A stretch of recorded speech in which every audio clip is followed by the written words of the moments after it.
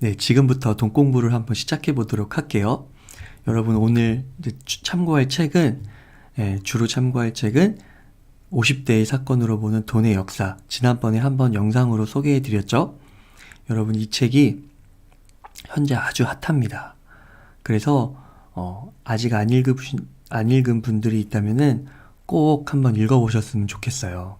왜 그런지 제가 지금 차차 설명을 드려보도록 하겠습니다. 오늘 제목은 8개월 만에 1억 5천만 원이 떨어졌다 입니다. 여러분 오늘 제가 블로그에 글 한 편을 썼어요. 근데 지금 한 4시간 정도가 지났는데 한 700여 분 정도가 읽어주셨더라고요. 그러니까 반응이 굉장히 뜨거운 것 같아요. 이제 어떤 이야기로 오늘 블로그에 글을 올렸냐면요. 지난주에 제가 또 블로그에 글을 한 편 올렸어요. 그랬는데 그 글이 여러분 소위 이제 대박이 났다고 하죠. 블로그 글은 거의 4만 명이 읽어주셨고요. 또 그 내용을 바탕으로 유튜브 영상으로 찍어서 올렸는데 11만 명이 봐주셨습니다. 이 이야기의 이제 주된 내용이 뭐냐면 제가 이제 3달 전에 그 서판교로 이사를 왔죠. 그래서 거기와 관련된 이야기와 그 다음에 이제 경제공부법에 대해서도 말씀을 드렸어요. 시작은 돈의 역사와 같은 경제 역사서로 시작을 하고 그러니까 숲을 보는 거죠. 그 다음에는 나무를 봐야 되는데 그 부분은 뭐 한국은행이라든지 통계청이라든지 KDI라든지 이런 국책기관의 보고서로 공부를 하면 좋겠다 이런 내용이었습니다. 근데 정말 많은 분들이 이제 이 영상을 봐주셨어요. 그래가지고 여러분 어떻게 됐냐면요. 이 돈의 역사라는 책이 제가 오늘 교보문고에 가보니까 경제 경영 분야 1위, 종합 4위를 기록했더라고요. 여러분 이 종합순위 4위라는 거는요. 이 종합순위라는 거는 보통 이제 한 달 판매량을 기준으로 산출을 하거든요. 근데 이제 이 책이 나온 지 10일밖에 되지가 않았어요. 그러니까 한 달 기준으로 종합순위를 매기는데 20여일이나 빼고 그쵸? 10일 만에 벌써 종합 4위에 올랐다라는 겁니다. 대단하죠. 그래서 저의 그런 서평 또 유튜브 영상이 조금이나마 이런 순위에 기여를 한 것 같아서 우선 굉장히 뿌듯합니다. 그리고 나서 제가 여러분들께 조금 더 설명을 드리면 좋겠다 해서 이제 오늘 영상으로 여러분들을 이제 찾아가는 거예요. 여러분 제가 이제 이렇게 서판교로 이사를 왔는데 저는 이 3개월 동안 굉장히 만족스럽게 지내고 있습니다. 이렇게 서판교에 보면은요. 이렇게 경부고속도로를 중심으로 오른쪽이 동판교, 왼쪽이 서판교인데 제가 이렇게 빨간 네모박스로 표시해 놓은 곳이 이제 서판교의 중심 지역이라고 보시면 돼요. 그래서 여기 가운데에 이렇게 운중천이 흐르거든요. 근데 이 좌우로 경치가 너무 아름답습니다. 그래서 4월에는 이제 벚꽃의 경치를 즐기실 수 있고요. 5월에는 이제 푸르른 녹음이 굉장히 기분을 산뜻하게 합니다. 여러분 이제 아시는 분은 아시겠지만 저희 체인지 그라운드라는 회사가 기본적으로 재택근무를 하죠. 그래서 저는 아침 일찍 집이나 사무실 또는 근처의 카페에 가서 일을 합니다. 그리고 일을 마무리하고 돌아올 때는요. 이 운중천 산책길을 걷습니다. 그러니까 한 30분 정도 걸리는데 이렇게 쭉 걸어가지고 집에 들어와요. 굉장히 좋습니다. 그래서 이제 이런 상황인데요. 오늘도 이제 산책을 하다가 제가 이제 녹음을 만끽하고 있는데 문득 이런 생각이 든 거예요. 전세를 택하지 않았다면 제가 전세를 택했다고 했잖아요. 지난 영상에서요. 그래서 다시 말하면 전세를 택하지 않고 집을 샀다면 과연 이 지금 운중천의 아름다움을 내가 내 눈에 담고 느낄 수 있었을까? 이런 생각을 해본 거예요. 왜냐?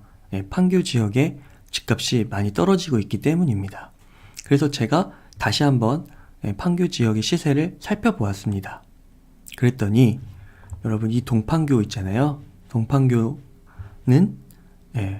대표 아파트 한 곳이 고점 대비 1억 7천만 원까지 떨어졌습니다.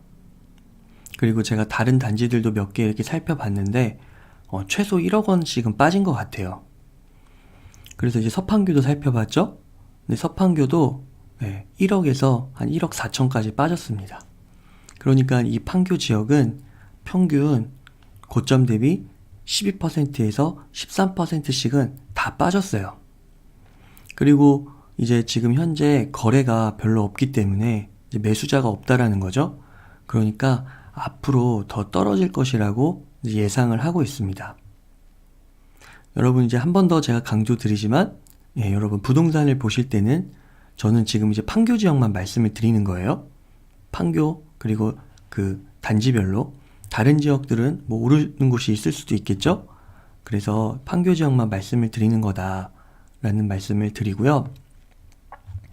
그래서 이제 서판교의 어느 아파트 단지의 현황인데 보시면은 계속해서 가격이 계단식으로 하락하고 있죠. 여러분 이거는 전형적인 가격 하락 현상 중에 하나입니다. 그러니까 앞으로도 계속된 가격 하락이 예상된다라는 거예요. 여러분 한번 생각해 보세요. 동판교는 최대 1억 7천, 서판교는 1억 4천, 그러니까 거의 평균 1억 5천씩 빠진 거죠. 그것도 여러분 불과 8개월 만에 작년 2018년 9.13 정부정책 규제 그 이후로 이제 집값이 많이 떨어졌잖아요. 자, 여러분 한번 생각해 보세요. 이 1억 5천이란 돈이 얼마나 큰 돈인가요? 그쵸? 그냥 누구 집 개 이름이 아니잖아요. 근데 8개월 만에 떨어졌다는 거 아니에요. 이게 이제 한 달에 100만 원씩 적금을 한다고 가정하면 여러분 1년에 1200만 원 모으실 수 있는데 퉁쳐가지고 계산하기 편하게 1500만 원 모은다고 하자고요. 여기에서 이자 소득세도 이제 빼야 되는데 그것도 안 빼고 순수하게 1500만 원 모았다고 할게요. 그러면은 여러분 10년을 모아야 하는 돈입니다. 10년. 그러니까 이때 고점에서 잘못 한번 선택했다가는 어떻게 되는 거예요? 이 10년이라는 세월이 담보를 잡힐 수 있는 것이죠. 그러니까 심리학에서 보면은 여러분 손실회피 성향이라는 게 있습니다. 이게 뭐냐면 사람이 이익에 따른 기쁨보다 손실, 잃었을 때의 고통이 더 크다는 거예요. 그러니까 만약에 제가 전세를 택하지 않고 대출을 받아가지고 또 거액의 대출을 받아서 집을 샀어요. 막 미디어에서는 이제 막 사라고 하니까. 근데 그랬다면은 여러분 제가 지금 그 손실에 대한 고통이 얼마나 컸을까요? 그렇죠? 아까 말씀드렸던 그 운중천의 아름다움을 제가 10년 동안 만끽하지 못했을 수도 있습니다. 그러니까 여러분 요즘은 이렇게 정보가 다 공개되어 있어가지고요. 제가 이런 정보 수집하는데 1시간도 안 걸려요. 그래서 다 공개가 되어 있기 때문에 조금만 노력을 하시면은 이 정보의 비대칭 문제가 있잖아요, 여러분. 팔려고 하는 사람들은 어떻게든지 더 높은 가격에서 팔려고 하면서 자신들의 불리한 그런 정보들을 숨기려고 할 거 아니에요? 그러니까 그런 정보 비대칭 문제를 오늘날 이제 많이 해결할 수가 있다라는 거죠. 이렇게 실시간 자료가 나오니까요. 그러니까 조금만 찾아보면 고급 정보, 지난 시간에 말씀드렸죠? 뭐 한국은행이라든지 통계청이라든지 KDI 같은 정보들을 얻으실 수가 있는 겁니다. 근데 여러분, 문제가 뭡니까? 문제가 뭐예요? 이 부동산 관련 문제가 끊이지 않고 나온다는 거예요. 여러분 신문 보면 정말 많이 나오죠? 정말 깜짝 놀랄 만한 보도들이 많이 나옵니다. 사실 깜짝 놀랄 만한 일도 아니에요. 왜요? 왜 그럴까요? 과거에 다 있었던 일이에요. 비슷하게요. 그래서 오늘 한번 여러분 제가 갭 투자 이야기를 한번 드려보려고 하는데 3월에 기사가 하나 났었어요. 국회에 국토교통위원회 소속의 한 국회의원이 이제 발표한 자료입니다. 지난해 여러분 집값이 엄청 과열됐었잖아요.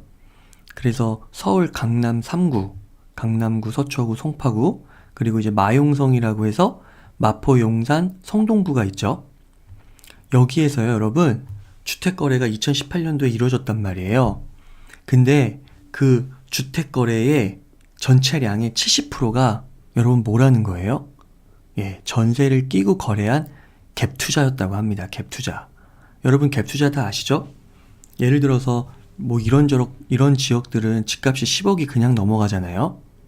그냥 넘어가죠, 10억이. 근데 10억이라고 한번 쳐보면 갭 투자라는 게 뭔가요? 예를 들어 전세가 뭐 한 6억이에요. 그러면 내 돈은 4억밖에 없잖아요. 근데 예, 이 서울 강남 3구의 아파트 10억짜리 아파트를 사면서 4억으로 사면서 예, 전세를 낀다는 거죠. 그러니까 내 돈 4억만 있으면 세입자가 6억을 낼 테니까 그 집이 이제 내 집이 되는 거죠. 그래서 전세 기간 2년 동안 이 집값이 만약에 10억에서 11억, 12억으로 막 올라요. 그러면 어떻게 되는 거예요? 그때 집을 팔면 나는 4억만 투자하고 거의 1억, 2억을 얻게 되죠. 그러니까 만약 2억을 얻게 되면 거의 수익률이 150%가 나는 거잖아요. 이런 게 바로 이제 갭 투자라고 하는 겁니다. 근데 여러분, 이 강남 3구와 마용성 지역에서 70%가 갭 투자였다라는 거예요. 그러니까 뭐냐면 실거주는 할 생각이 없고 재테크 관점에서 이제 접근을 해가지고 자산 증식을, 시세 차익을 노리려고 했다. 이런 동기가 컸다라고 말할 수가 있는 것이죠. 자, 근데 여러분 여기서 보세요. 경기도 성남시 분당구가 66.9%로 제일 높았어요. 그러니까 서울은 이제 강남 3구와 마용성은 70%인데 서울에 다른 구들이 많잖아요. 25개 구니까. 그래서 그거를 이제 전체 평균을 내보면 이제 53.8이라고 할 수 있는데 이제 성남시 분당구는 66.9%가 되는 겁니다. 전체가요. 그러니까 제일 높았어요. 근데 여러분 판교가 어디에 위치해 있냐면 바로 분당구에 위치해 있죠. 그런데 이제 여러분 이 갭 투자의 문제가 뭡니까? 갭 투자의 문제가 뭐예요? 전세를 끼고 사가지고 이 집값이 이제 오르면 다행인데 오르지 않을 경우가 문제라는 거죠. 오르지 않을 경우가. 그죠? 더 이상 그 집을 살 사람이 나타나지가 않는 거예요. 매수자가. 그러면 이제 어떻게 되나요, 여러분? 집값이 떨어지게 되겠죠. 자, 한번 보세요. 내가 갭 투자로요, 10억의 집을 구매했어요. 갭 투자로. 뭐 7억 원을 대출을 했을 수도 있고, 뭐 전세 자금을 껴서 할 수도 있고, 아무튼 7억 원은 내 돈이 아닙니다. 3억 원만 내 돈이었어요. 그렇죠? 근데 집값이 여러분 여기서 만약 30%가 하락했다고 한번 생각해 보세요. 그러면 집값이 10억에서 7억이 됐다라는 거잖아요. 만약에 이 돈을 은행에서 대출했다면 여러분 집값이 30% 빠졌다고 은행이 대출을 30% 깎아줄까요? 그럴 리가 없겠죠.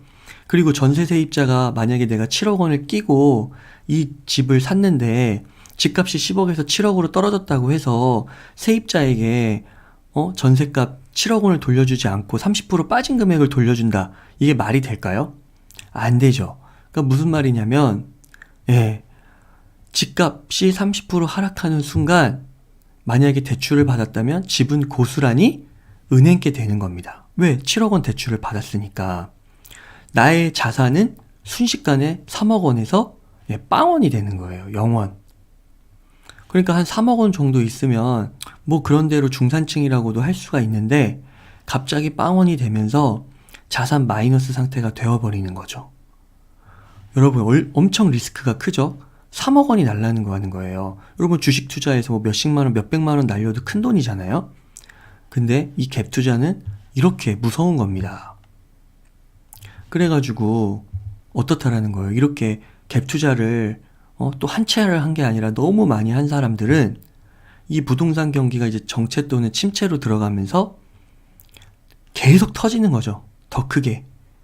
근데 이제 여러분 문제가 뭡니까? 그렇게 터지면 그 집주인이 자기 자본이 아까 3억에서 빵원처럼 되듯이 없어지잖아요.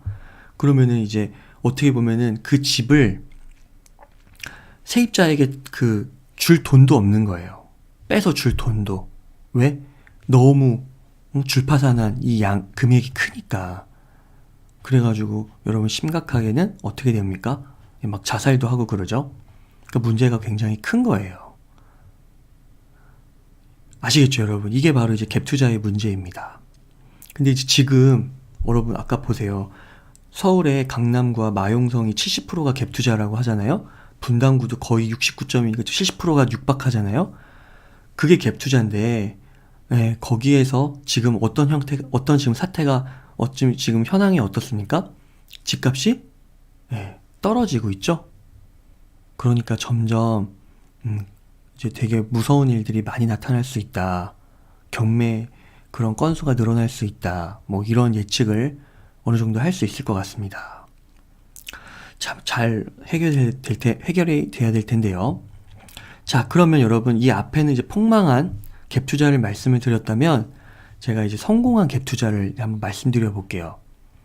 여러분 제 지인 중에 한 명이요. 약 3년 전에 용인의 한 지역에 갭 투자를 했습니다. 그리고 작년 중순경에 이걸 팔았는데요. 200%라는 어마어마한 수익을 거뒀습니다. 200%. 그래서 제가 어떻게 그럴 수 있었느냐고 물었어요. 근데 여러분 이 갭 투자는요 좀 달라요. 어떻게 다르냐? 여러분 한번 이제 잘 생각해 보시면 좋겠습니다. 지인은요 여러분 갭 투자를 하면서 3가지 요소를 고려했다고 해요. 3가지 요소. 자, 첫 번째가 뭐냐? 직장 근처로 잘 알고 있는 지역에다가 갭 투자를 했습니다. 또 두 번째는 실제 거주를 염두에 두었어요. 그러니까 갭 투자가 잘 안 될 경우에는 진짜 실제로 들어가서 살려고 했다는 거예요. 그리고 세 번째는 뭐냐면 일을 하는데 자신의 소득과 그동안 쌓아온 자산 대비 무리하지 않는 선에서 매매를 한 겁니다. 이 3가지 조건을 충족하는 갭 투자를 한 거예요. 그러니까 만약에 이 갭 투자 상황이 여의치가 않잖아요. 그러면 전세 계약이 끝나는 대로 그냥 그곳으로 들어가서 실제 거주를 하려고 했던 거예요. 자, 근데 또 뭐가 좋아요? 직주 근접성, 직장이 가깝죠? 그리고 소득 대비 자산 대비 무리되지가 않으니까 부채 상환도 부담이 되지가 않는 거예요. 그러니까 나 이거 갭 투자 했는데 집값 떨어지면 어떡하지? 막 마음을 졸이면서 매일 막 부동산 시세표를 들여다 보지 않아도 된다라는 것이죠. 그러니까 이렇게 먼저 리스크 매니지먼트를 여러분 하는 겁니다. 안 되더라도 크게 뭐 나한테 손해볼 게 없다라는 거죠. 그런데 여러분 어떻게 됐다는 거예요? 운이 좋게도 이 지역의 집값이 크게 올랐습니다. 그래서 200%의 수익을 거두게 돼요. 이 집을 이제 팔거든요. 친구가. 근데 몇 개월간 더 높은 가격으로 올라가요. 이 아파트 단지가. 그래서 거래가 이루어지거든요. 그러니까 이제 이 친구는 이제 어떻게 한 거냐면 이 머리 꼭대기, 이 상투 가격에서 팔지는 못한 거죠. 한 어깨 높이에서 판 거예요. 하지만 충분히 만족스러워 했다는 거죠. 자칫 잘못해서 욕심부리다가 머리 끝에서 팔려고 했다가는 너무 비싸니까 아무도 안 살 수가 있는 거죠. 그러면은 200% 수익을 거둘 수 있었는데 뭐 250%, 300%까지 욕심을 내다가 뭐 150%가 될 수도 있고 100%도 못 얻을 수도 있게 된다는 것이죠. 아시겠죠, 여러분?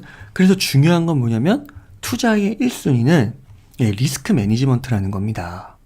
안 되더라도 투자해서 안 되더라도 원금 손실은 없는 거예요. 손실을 보더라도 감당할 만한 수준인 겁니다. 그 다음에 2순위가 뭐라는 거예요? 시세 차익. 그러니까 이렇게 집값이 팍 올라 버리니까 그냥 보너스, 그냥 행운이죠. 그래서 제가 친구랑 이제 이야기를 하다가 근데 이 지인을 제가 잘 보니까 평소에 이제 경제책도 많이 읽고 이제 기관지를 정기적으로 살펴보는 거죠. 주말에는 막 어김없이 최소 3시간은 이제 공부를 합니다. 이제 신문은 가볍게 참고만 하고요. 그래서 이 친구의 말이 뭐냐?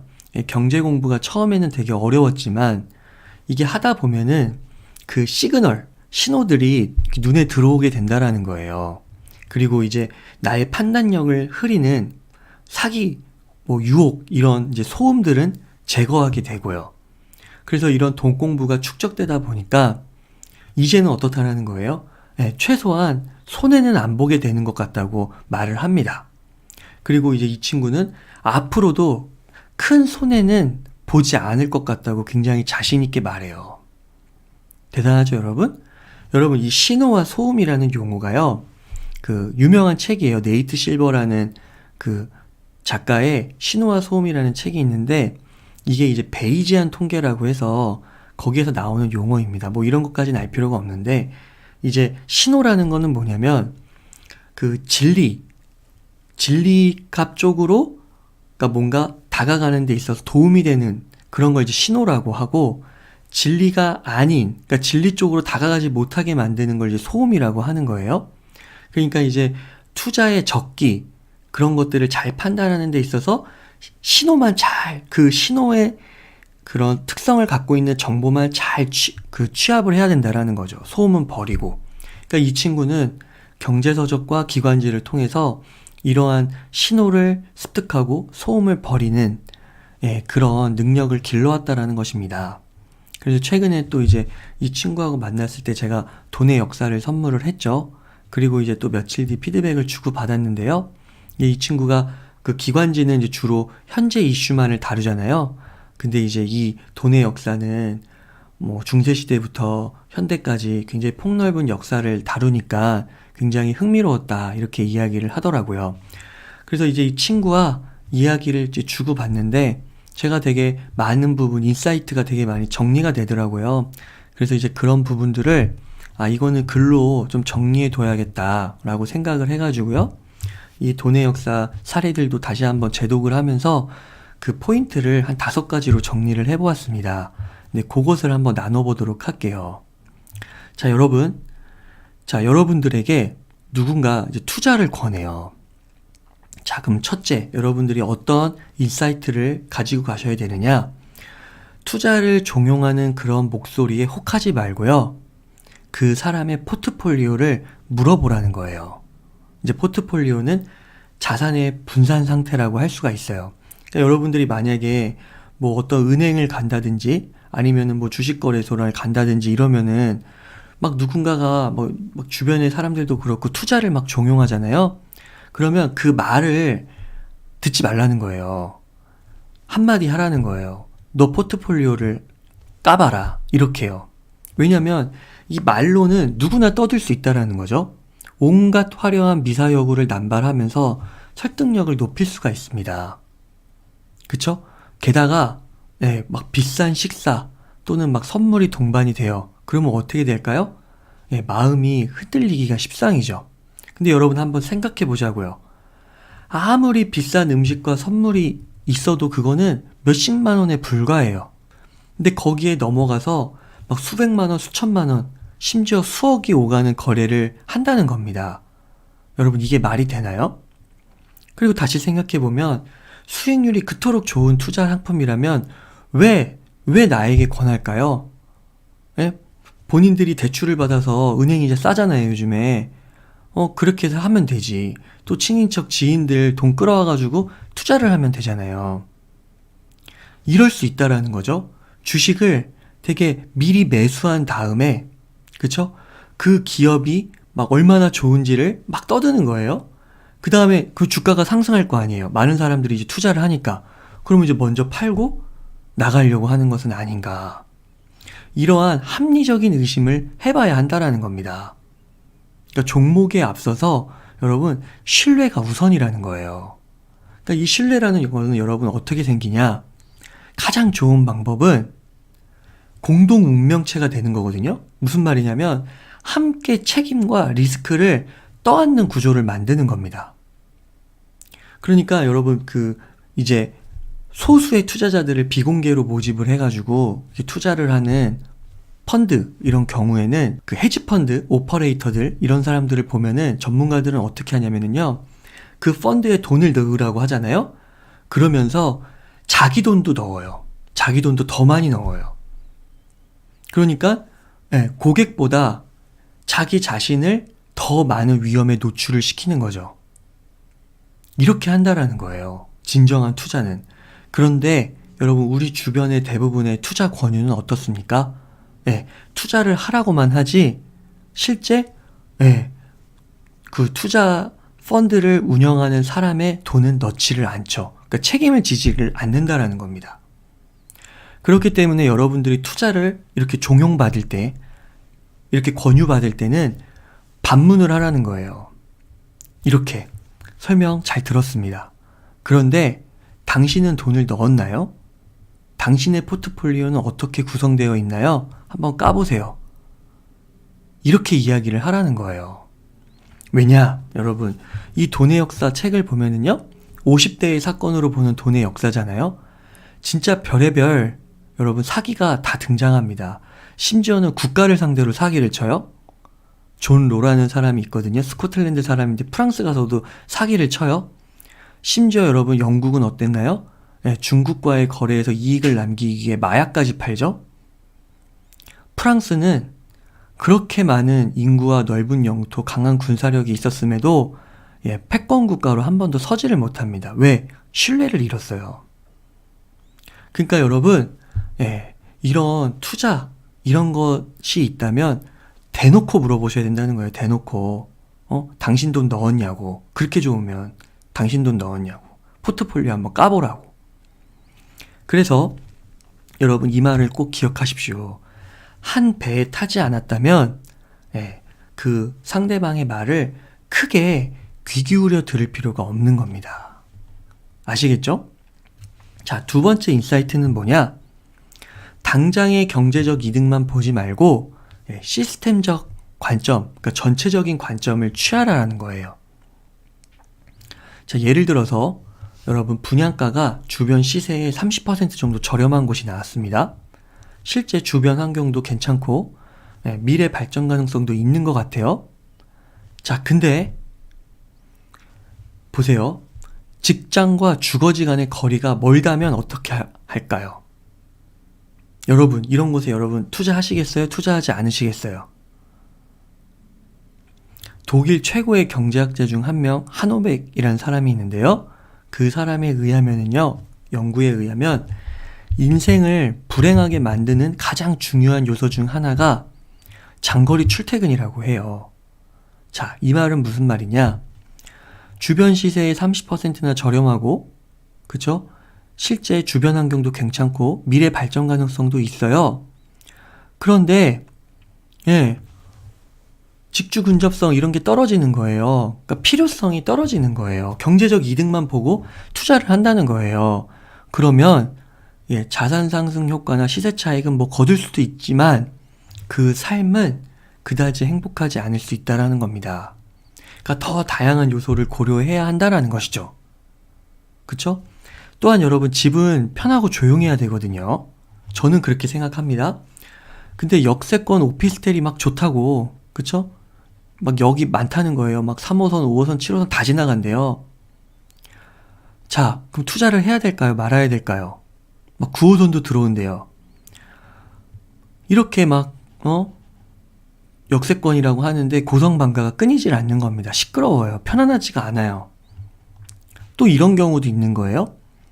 대기업 물류 창고가 들어온다고 막 마을 주민들이 환영을 하는 겁니다. 그래서 실제로 집값도 뛰었어요. 고용이 더 이루어질 수가 있으니까.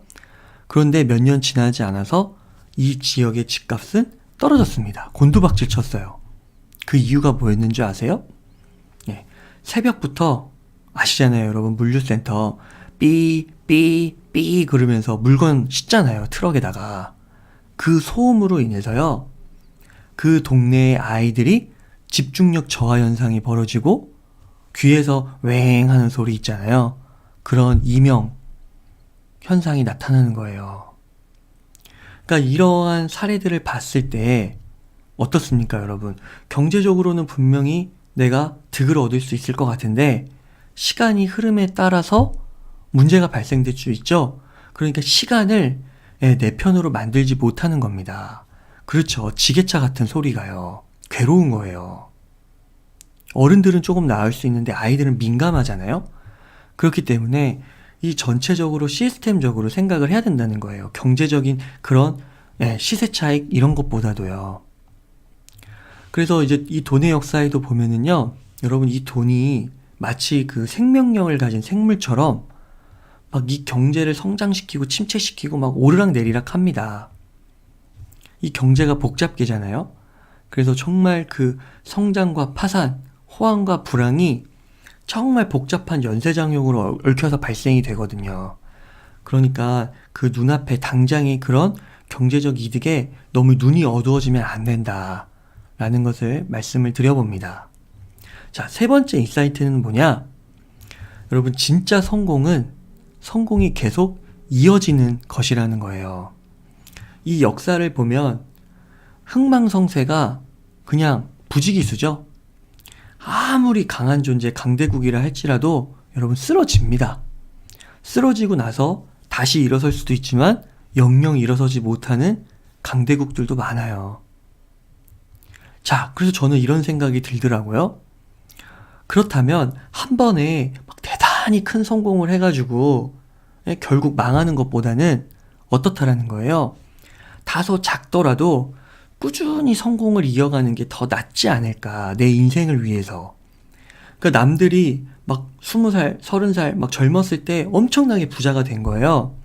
그러면 내가 더 아는 사이라면 배가 아프고 시기 질투 있고 막 나는 뭔가 막 좌절감이 더 크겠죠. 비교하게 되고 비참해지거나 교만해지거나 이렇게 되잖아요. 근데 그런 거에 흔들리지 말고 대기만성적으로 생각을 하자 이거죠. 작더라도 꾸준히. 그래서 리스크 매니지먼트가 우선이라는 겁니다. 시색 차이보다는. 그래서 이런 면을 보니까 여러분, 이런 돈 공부, 역사 공부가 이게 마음 공부로 이어지게 되는 것 같더라고요. 그렇죠? 내가 현재 건전하게, 건강하게 나의 역량과 나의 자산을 축적하고 있는지, 혹시나 막 일확천금을 노리고 너무 진짜 막 너무 바삐 가려고 하는 것은 아닌지 조절을 하게 된다라는 거죠. 그래서 비교하지 말고 일희일비하지 말고 외부의 그런 요소들에 너무 흔들리지 말고 혹하지 말고 내가 온전히 통제할 수 있는 그것에 집중해서 묵묵히 가는 거. 평정심을 갖고 꾸준히 내 할 일을 하는 거. 이게 참 중요하다라는 생각이 들었습니다. 여러분, 사마천의 화식열전에도 보면은 결국 부자가 되고 돈을 버는 거는 근본적으로 마음을 다스리는 것과 연결되어 있다고 하거든요. 그렇죠? 그렇기 때문에 성공은 계속 이어가는 것이 중요한 거다, 이런 생각을 하게 됩니다. 자, 네 번째 인사이트는 뭐냐? 과신하지 말자라는 거예요. 늘 겸손하자라는 거예요. 왜냐? 여러분, 역사를 보면은 이 성공적이라는 게 그 성과와 결과가 온전히 내 노력만으로 이루어졌다는 건 아니라는 거죠.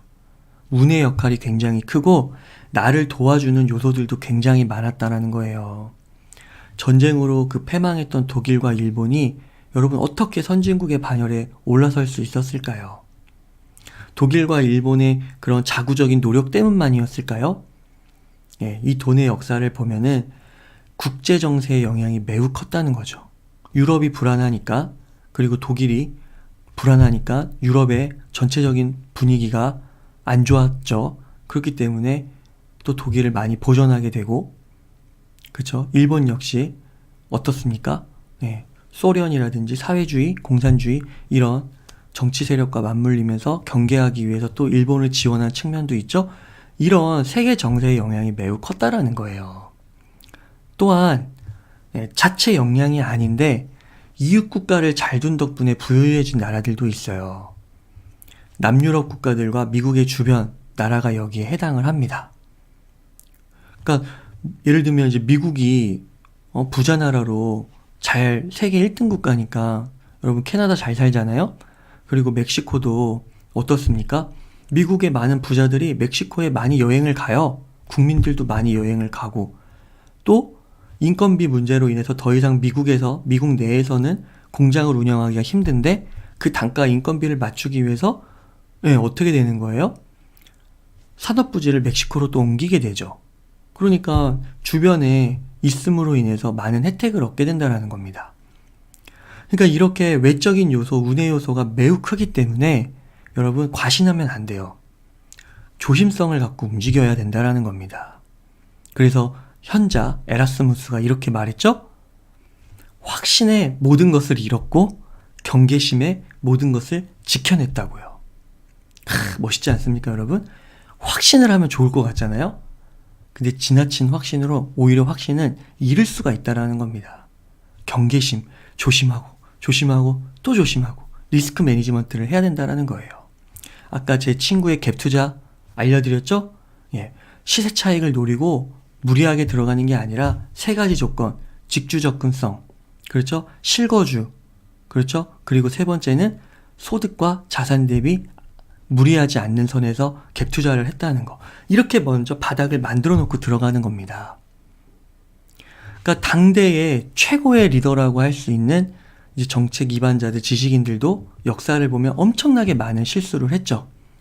여러분, 희대의 천재라고 불리는 뉴턴 어떻습니까? 뉴턴 대단하잖아요, 여러분. 과학 공부하는데 뉴턴 빠지면 안 되잖아요. 근데 주식 투자로 어마어마한 돈을 잃었습니다. 전 재산의 90%를 잃었어요, 여러분. 주식 투자 잘못했다가. 현재 가치로 환산하면 약 50억 정도에 해당되는 금액이라고 합니다. 그래서 뉴턴이 이렇게 말했다는 거 아니에요? 네, 천체의 움직임은 계산할 수 있어도 인간의 광기는 측정할 수가 없다. 여기 여러분 그래프 한번 보세요. 뉴턴이 주식 매도를 어디에서 했어요? 여기서. 폭망이죠? 네. 이렇게 똑똑한 뉴턴도 여러분 경제 예측은 어려운 겁니다. 아시겠죠? 그러니까 과신하면 안 돼요. 천재, 똑똑해, 내가 다 할 수 있을 것 같아. 여러분 지나치게 확신하면 안 돼요. 아시겠죠?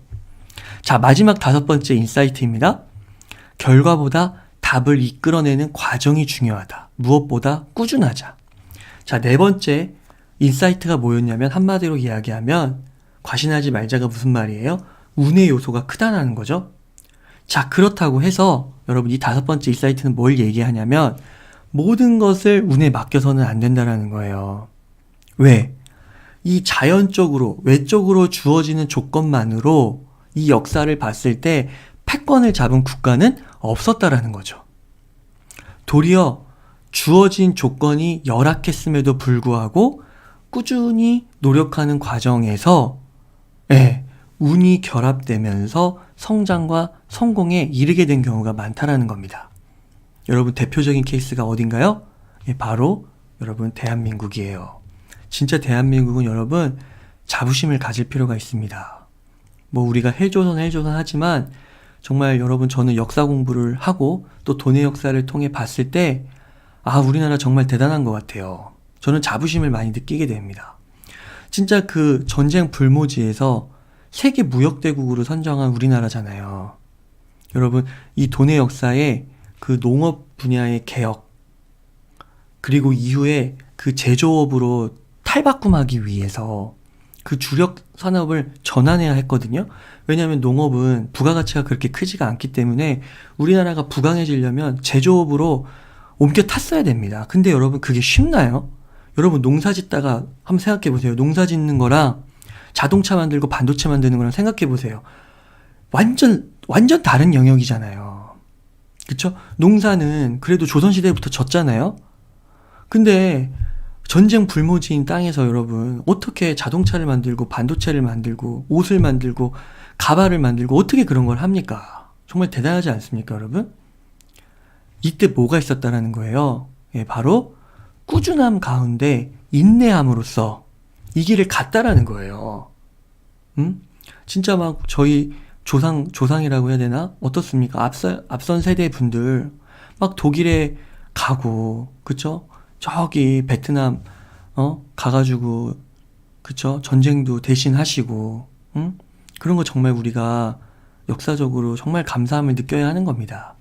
그렇게 꾸준함 가운데 인내함으로써 여러분 탈바꿈을 하시려고 노력하신 거예요. 자, 그랬더니 어떻게 되는 거예요?